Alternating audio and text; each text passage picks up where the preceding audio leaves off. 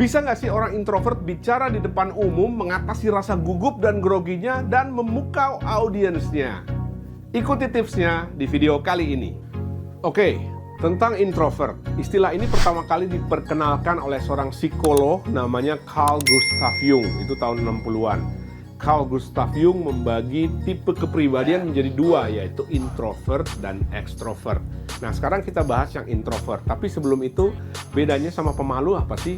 Oh, beda ya? Beda ternyata. Jadi gini, kalau seorang yang introvert itu memang lebih cenderung ya, lebih pendiam, lalu dia cenderung pemalu, tapi bukan pemalu, beda. Dia cenderung pemalu, bukan pemalu. Lalu dia lebih tenang dan luwes. Oke, gini. Apa sih pemalu itu sebetulnya? Kita bahas dulu pemalu ya. Pemalu itu adalah satu sifat di mana dia sering sekali merasa khawatir atau tidak nyaman ketika dia berada di situasi sosial tertentu. Maksudnya di tengah keramaian, di pesta, ada rame-rame, kumpul-kumpul. Nah, dia tuh tidak nyaman. Dia selalu merasa khawatir ketika berinteraksi dengan orang lain, orang banyak khususnya. Yang kedua, pemalu itu menurut Google, ini bukan menurut saya, adalah salah satu gangguan mental, termasuk dalam gangguan kecemasan sosial. Jadi artinya yaitu waktu dia berinteraksi dengan orang banyak, maka dia memiliki rasa kecemasan. Ya, mungkin juga di situ dia merasa nggak pede, nggak nyaman, dan lain sebagainya.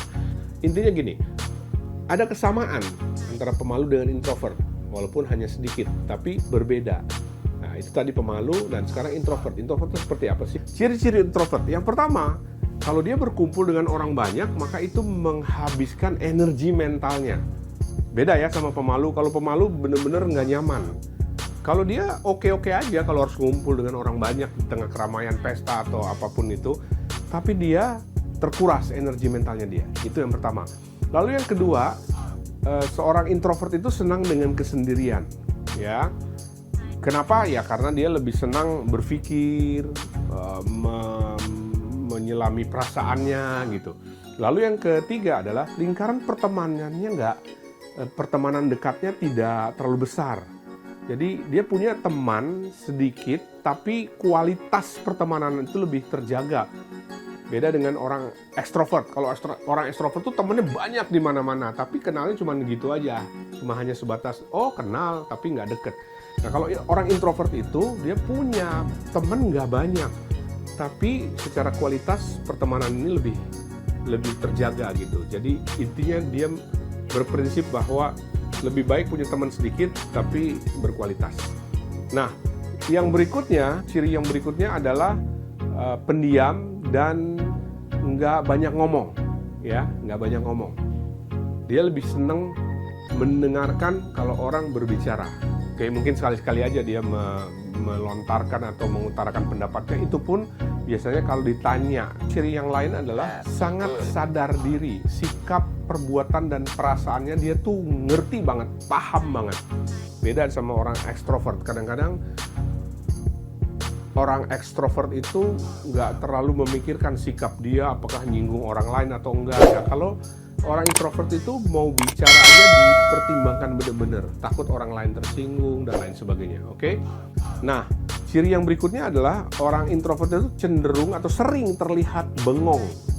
Ya sebenarnya dia nggak bengong terus kayak apa ya, kayak ayam sakit gitu, enggak.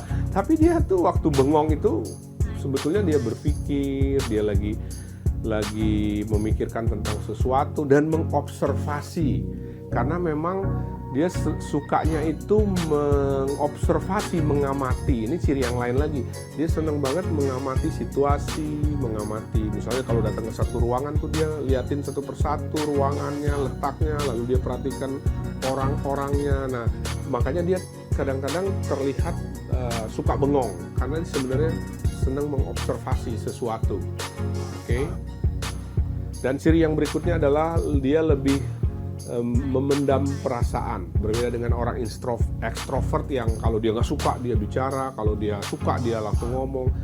Orang introvert lebih sering memendam perasaannya, sehingga kita nggak tahu dia lagi seneng, lagi susah, lagi marah, lagi nggak punya duit, atau lagi banyak duit, kita nggak tahu.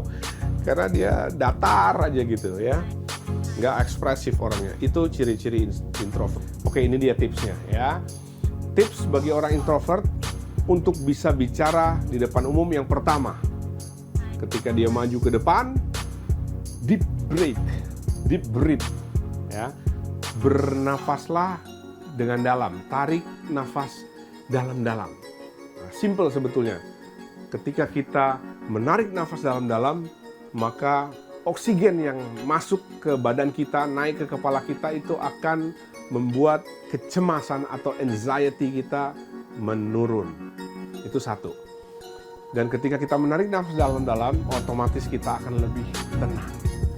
Jadi seorang introvert ketika dia bicara di depan umum, jangan panik. Yang pertama adalah bernafaslah, tarik nafaslah dalam-dalam. Lewat hidung, boleh lewat mulut. Ya, itu satu.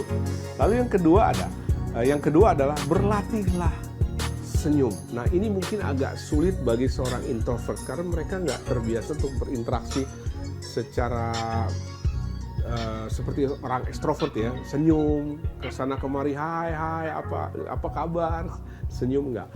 Makanya mungkin agak sulit untuk seorang introvert berlatih senyum. Nggak biasakan diri kamu kalau kamu seorang introvert senyum. Caranya gimana? Senyumin aja orang yang ketemu, ya kan? Misalnya ketika ketemu di lift, senyum aja. Sekarang sih susah ya, lagi pada pakai masker soalnya lagi COVID. Tapi nanti once udah selesai COVID ini, ketemu orang di jalan, kalau orang itu natap kamu, ya kan, kamu senyum aja. Latihan senyum. Oke, balik lagi ke public speaking. Ketika berbicara depan umum, maka sebelum memulai kamu bicara, kamu senyum ke audiens kamu. Nah, senyumnya itu harus tulus betul-betul.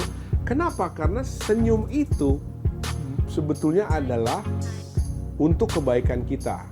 Waktu kita mau bicara di depan umum, ketika kita tersenyum, maka kita mengirim sinyal ke otak kita bahwa everything is okay.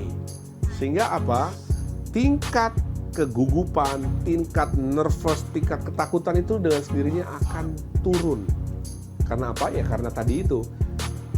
Senyum mengirimkan signal ke otak kita bahwa segala sesuatu is in control.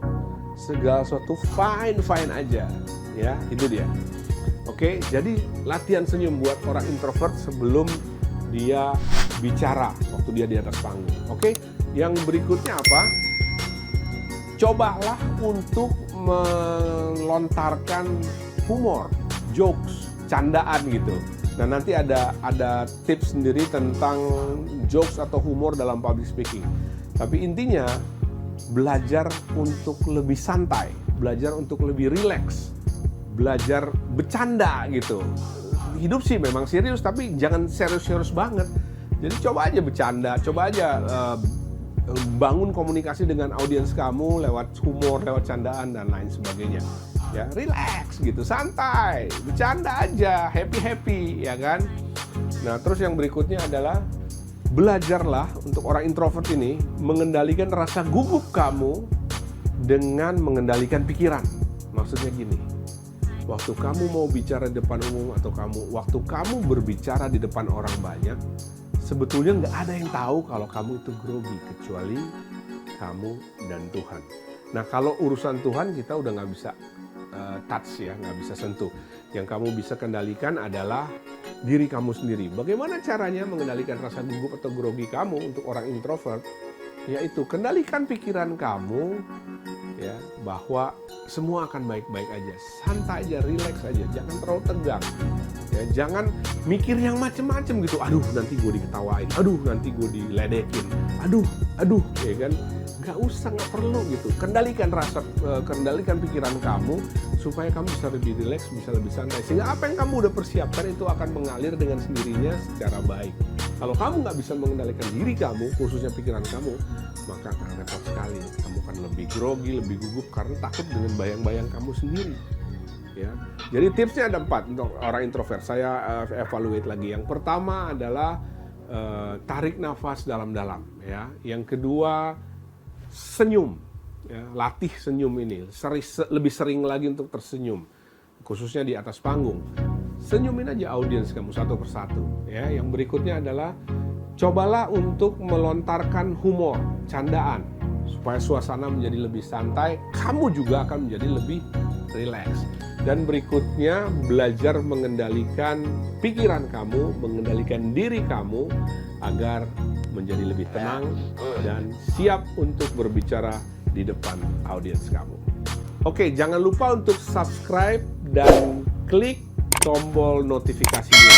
Bantu saya support channel ini, subscribe channel ini supaya saya bisa bikin konten yang lebih bagus lagi ke depannya. Oke, terima kasih. Saya Sony Tulung.